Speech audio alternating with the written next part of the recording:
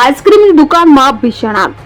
વડોદરામાં વધુ એક આગની ઘટના ઘટી હતી. વડોદરાના માંજલપુર વિસ્તારમાં આવેલ ઇન્દ્ર કોમ્પ્લેક્સમાં ચાલતી આઈસ્ક્રીમની દુકાનમાં અચાનક ભીષણ આગ ભભૂકી ઉઠી હતી. દુકાનમાંથી આગની પ્રચંડ જ્વાળાઓ દેખાતા દોડધામ મચી હતી. દુકાનમાં ભીષણ આગને કારણે આજુબાજુના ટુ વ્હીલર પણ આગની ઝપેટમાં આવ્યા હતા, જેથી રસ્તા પર જતા વાહન વ્યવહારને અસર થઈ હતી. આગની ઘટનાની જાણ થતાં જ ફાયર બ્રિગેડની ટીમ તાત્કાલિક ઘટના સ્થળે પહોંચી હતી. આગને ઓલવવા પ્રયાસો હાથ ધર્યા હતા.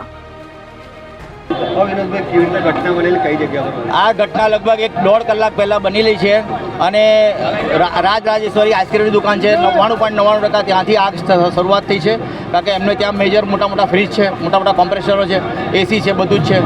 એટલે આગ ત્યાંથી સ્ટાર્ટ થઈ છે. એમને હમણાં જ રિનોવેશન કરાવેલું, એટલે કોઈ ઇલેક્ટ્રિશિયને કંઈ ગંભીર ભૂલ કરી છે અને મેજર કોલ કર્યા પછી 1 કલાક પછી ફાયર બ્રિગેડ આવ્યું છે. હજી સુધી આ ગેસ લાઇનના ભડકા થાય છે, પરંતુ મેઇન ગેસ લાઇન બંધ કરી નથી કોર્પોરેશનના માણસોએ. અને ફાયર બ્રિગેડવાળાને કીધું અમે આગળ જાઓ, તો કે પાણીમાં કરંટ ઉતરે છે. તો હજી સુધી જીબીવાળા 1.5-2 કલાક થવાયા, પણ જીબીવાળા મેઇન લાઇન બંધ કરી નથી, પાવર કટ કર્યો નથી મેઇન ટ્રાન્સફોર્મરમાંથી મેઇન લાઇન બંધ. એટલે આ તંત્ર તદ્દન નિષ્ફળ તંત્ર છે.